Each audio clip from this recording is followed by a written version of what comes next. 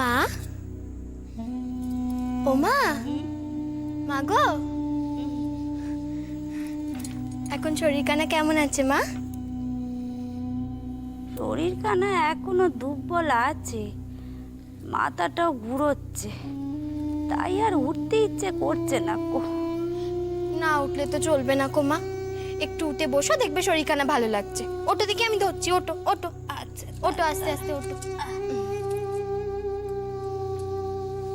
হ্যাঁ, বসো।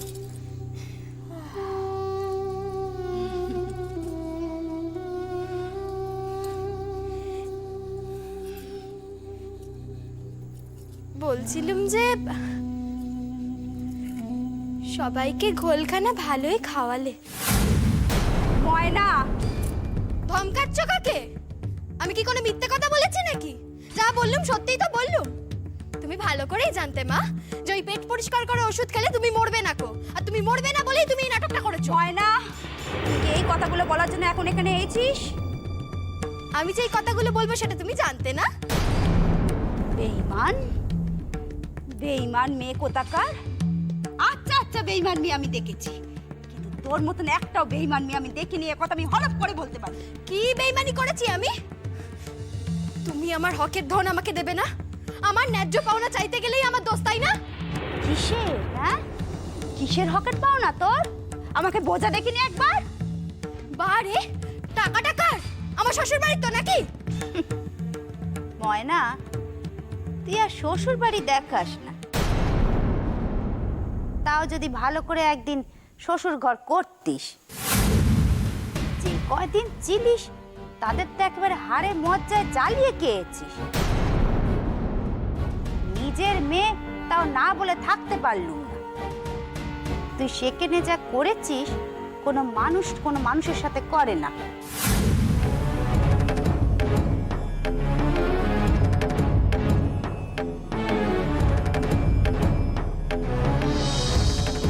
বাবা বাবা, এ তো দেখছি পুরো উল্টো পুরাণ। আচ্ছা মা, তুমি কোন ধাতু দিয়ে গড়া বলতো দেখি? নিজের মেয়ের সংসারখানা ইন্ধন দিয়ে দিয়ে ভাঙিয়ে এখন নিজে সাধুসাধ্য। শোন ময়না, আমি তোর ভালো করতে চেয়েছিলুম, মা হয়ে আমার থেকে ভালো তোকে আর কেউ জানে না। নিজে অত বড় সংসারে কোনোদিনও মানিয়ে গুছিয়ে থাকতে পারবি না, তাই জন্যই তো আমি চেয়েছিলুম তোকে আর তোর স্বামীকে কলকাতায় নিয়ে চলে আসতে। সাধে কি বলে বেঈমান? বেঈমান না হলে তুই ঠিকই বুঝতে পারতিস, আর ওই কটা টাকার জন্য ওরকম ছোট লোকের মতন করতিস না। দেখো মা, আমার স্বামীর এখন রোজগার নেই, আর আমার শ্বশুর বাড়ি খানিকটা তোমার জন্যই বিক্রি হয়েছে। ময়না, যা বলছি আমি সত্যি বলছি মা। তুমি উঁচু গলায় কথা বললে তো সত্যিটা মিথ্যা হয়ে যাবে না কো। ছাড়ো সব কথা, যা বলছি। এখন আমি নিঃস্ব, আমাকে তোমার কথার তলায় থাকতে হচ্ছে। তুমি যদি কাল বলো যে যা ময়না নিজের পথ দেখে নে, তখন তো আমাকে আমার স্বামীকে নিয়ে গিয়ে গাছতলায় দাঁড়াতে হবে। তাই বলছি মা, ওই কটা টাকার আমার খুব দরকার, তুমি আমাকে টাকাটার ব্যবস্থা করে দাও। তুই একটা টাকাও পাবি না ময়না। আর তুই আর তোর স্বামী দুজনে মিলে যে চার বেলায় বাপের ঘাড়ে বসে খাচ্ছিস, তার কোনো দাম নেই কো না? হাহ। তোরা ওই টাকা উসুল করে নিয়েছিস। আর শোন, বিয়েওয়ালা মেয়েকে আমি বিনে পয়সায় খাওয়াতে যাব কেন শুনি? মা, তুমি আমায় খাওয়ার খোটা দিচ্ছ? ময়না, কথায় কথা বাড়ে। তুই এই কথাগুলো তুললি দেখে আমি তুলতে বাধ্য হলুম। তোর ভালো চাইতে গিয়ে শেষে কিনা আমার ঘরে দোষ চাপবে, তা তো আমি মানবো না। শোনো মা, তুমি যতই নাটক করে বাবার কাছে ভালো সাজো না কেন, আমি যদি বাবাকে সব বলে দিই? ও, তুই তোর বাবাকে সব বলে দিবি? ভালো, তাহলে কি তুই পার পাবি ময়না? হ্যাঁ, আচ্ছা মানলুম যে তুই তোর বাবার কাছে আমার কথা বলে আমাকে ছোট করে দিবি, কিন্তু আমিও কি তোকে ছেড়ে দেব নাকি? হ্যাঁ, আমি কি তোর স্বামীর কাছে তোর সব কথা বলে তোকে ছোট করে দেব না কো? আমি তো এই কথা তোর স্বামীকে বলবো যে এই সব কাজে তুই আমাকে ইন্ধন দিয়েছিস। তোর বাবা আমাকে তাড়িয়ে দেবে না, কিন্তু তোর স্বামী তোর স্বামী কি তোকে কাছে রেখে দেবে?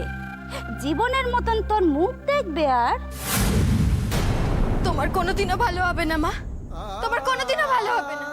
তুমি এইভাবে আমার পাওনা থেকে আমাকে ঠকালে তো। আমার নয় খারাপই হোক, তোর ভালো হোক ময়না। যত তাড়াতাড়ি সম্ভব তুমি তোমার স্বামীকে নিয়ে গিয়ে ভাড়া বাড়িতে থাকো, আমরা বরং একটু বাঁচি।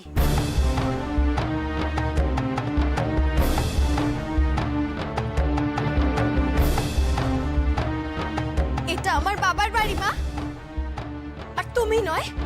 আমাদের আমার বাবা খাওয়াচ্ছে। ময়না, বলি তোর শরীরে কি লজ্জা বলে কোনো বস্তু নেই রে? হ্যাঁ, একটা নিষ্কম্মা স্বামীকে নিয়ে বাবার ঘাড়ে বসে খাচ্ছিস, আবার উঁচু গলায় কথাও বলছিস।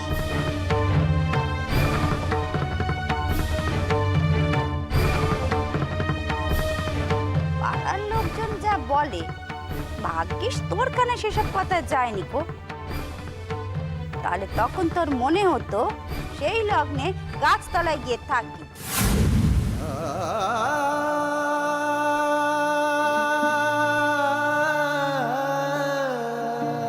আমার আবার কানে সবই আসে কি না? বাপ মা মেয়ের বিয়ে দেয়, তারপর সেই মেয়ে 9 মাসে 6 মাসে বাপ মায়ের ঘরে আসে, বাপ মা একটু সোয়াগ করে, ব্যাস সব মিটে যায়। আমার তো আবার সবই উল্টো। দুটো মানুষ সংসারে কম থাকলে আমার সংসারে তো একটু আয় পায় বাড়তো নাকি? হ্যাঁ,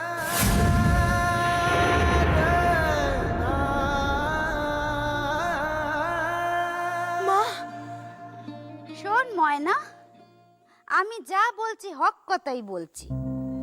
আর তুই একটু আগে বলছিলি না তোর বাবার বাড়ি, তাহলে তুই একটা কথা শুনে রাখ মা।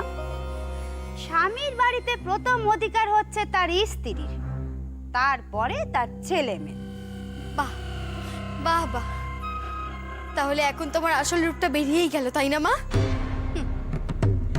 সত্যি কথা বললে যদি মনে হয় আসল রূপটা বেরিয়ে গেল, তাহলে তার তোর সাথে কোনো কথাই হবে না মা। যা, তুই এখন যা দেখিনি, আর মাথা খাস না, আমাকে একটু বিশ্রাম নিতে দে। যা যা যা যা যা যা। আমি একটু বিশ্রাম নিই বাবা। উফ মা,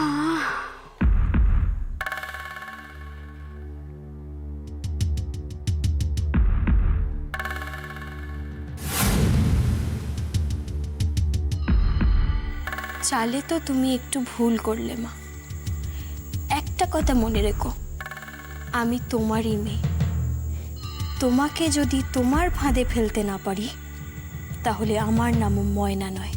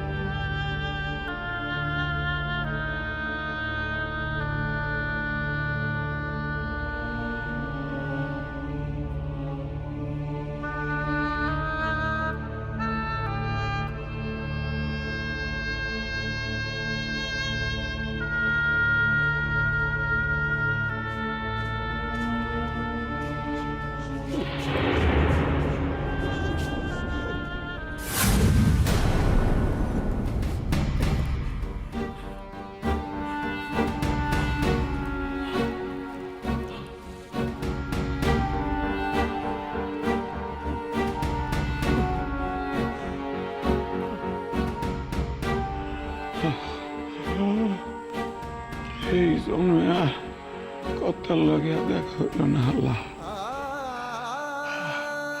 পরাণ খান এই ভিন দেশে পথের মাঝখানে বিসর্জন দেব। আর তো পারি না আল্লাহ,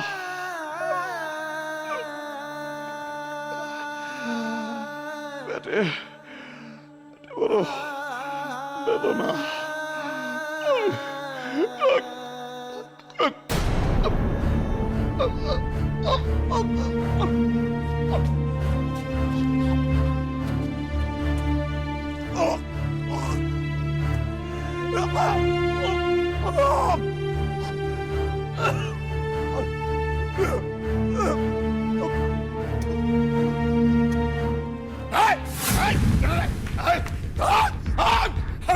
কত্তার জিনিসে হাত কাটতে পারলে পঙ্গির পুত কত্তার জিনিসে হাত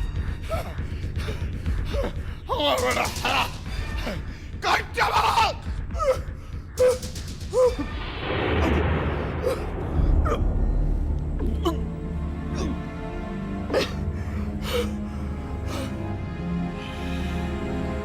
এই দেশে কি একজনও মানুষ নাই?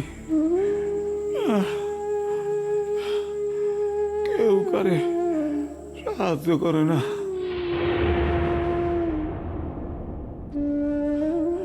কত মানুষকে কইলাম আমার আমার কত্তর বাসা খান দেখায় দাও, কতজন রে কইলাম,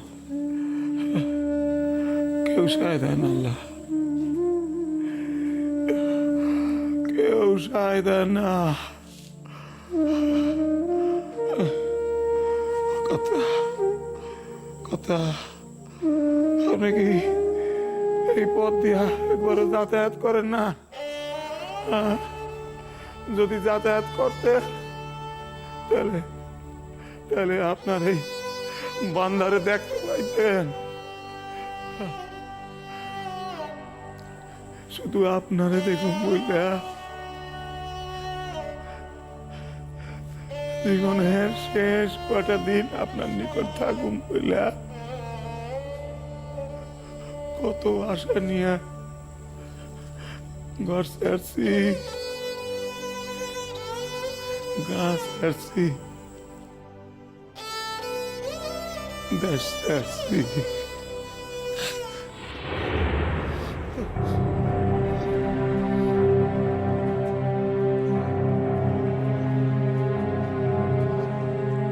চাচা, ও চাচা, কি হয়েছে তোমার?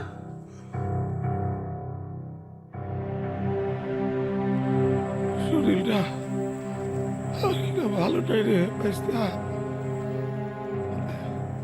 একটু একটু উপকার করবা, উপকার করবা আমার। আমি তোমার বাপের লাখান, আমার উপকার করলে আল্লাহ তোমার দোয়া করবেন। হ্যাঁ বলো, কি উপকার করতে হবে বলো। ডাক্তারের কাছে নিয়ে যেতে হবে? দেশ থেকে আসছে বুঝি, রিফিউজি? আমার আমার কর্তার বাসা খান দেখা দিব বাপ। কার বাসা? কর্তা কর্তা আমার কর্তা, নাম কইলেই চিনতে পারবা। বাবু বাবু জিতেন্দ্র জিতেন্দ্র নারায়ণ চৌধুরী। ও জমিদার বুঝি? জমিদার জমিদার, আর শুধু জমিদার না, ডাক্তার ডাক্তার, একেবারে ধন্বন্তরী ডাক্তার। হ্যাঁ, এমন কোনো অসুখ নাই যে তার ওষুধে সারে না। ধন্বন্তরী, ধন্বন্তরী ডাক্তার। কোথাকার জমিদার? শোবাজারের নাকি? আমগো আমগো দেশের আমগো দেশের রূপচাঁদপুরের জমিদার। তার তার পূর্বপুরুষেরা ওই ওই জায়গাটা পত্তন করছিলেন। আমি তার নকর নকর। কি সব বলছে মাথা মুন্ডু, কিছুই তো বুঝতে পারছি না। আর তাছাড়া লোকটার অবস্থাও তো খুব কাহিল মনে হচ্ছে। ও বাবা, বাচ্চা বাচ্চা, আমার কর্তার কাছে লইয়া চলো না, কর্তার বাসায়। কর্তার বাসা লইয়া চলো না। আরে চাচা, জায়গার নামটা বলবে তো, একটুখানি জায়গা তো নয়। আর তাছাড়া তোমার থাকে কোথায় তোমার কর্তা? কর্তা সম্পর্কে সম্মান দিয়া কথা বলো, হ্যাঁ? মান সম্মান দিয়া কথা বলো, বুঝলা? মাথাটা খারাপ পুরো। কলকাতা কলকাতা কলকাতা লইয়া চলো না আমারে, কলকাতায় কলকাতার বাসা লইয়া চলো না আমারে।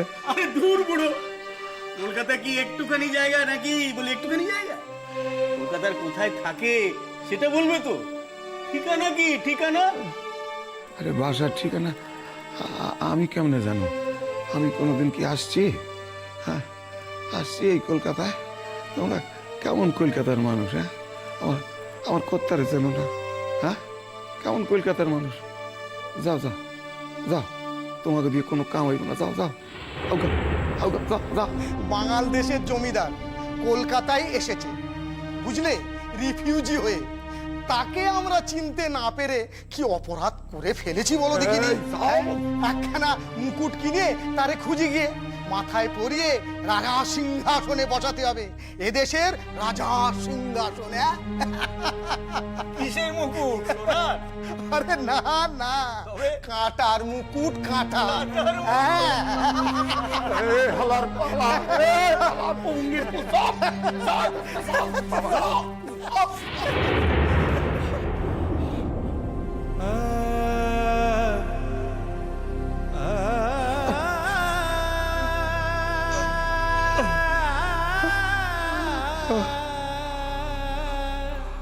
হায় আল্লাহ, হায় আল্লাহ, আর বুঝি এজন্য বাঁচা হইল না।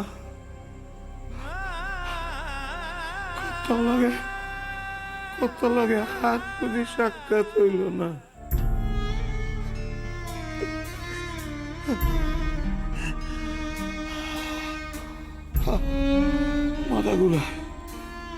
মাথা ঘুরা, চোখে কিছু দেখি না।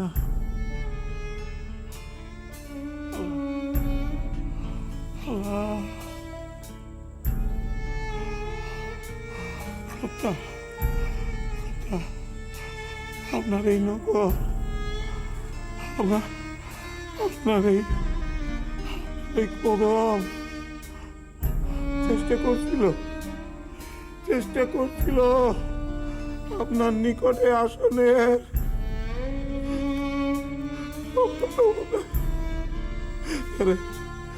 ক্ষমা করে দেন, ক্ষমা করে দেন আল্লাহ। রে গা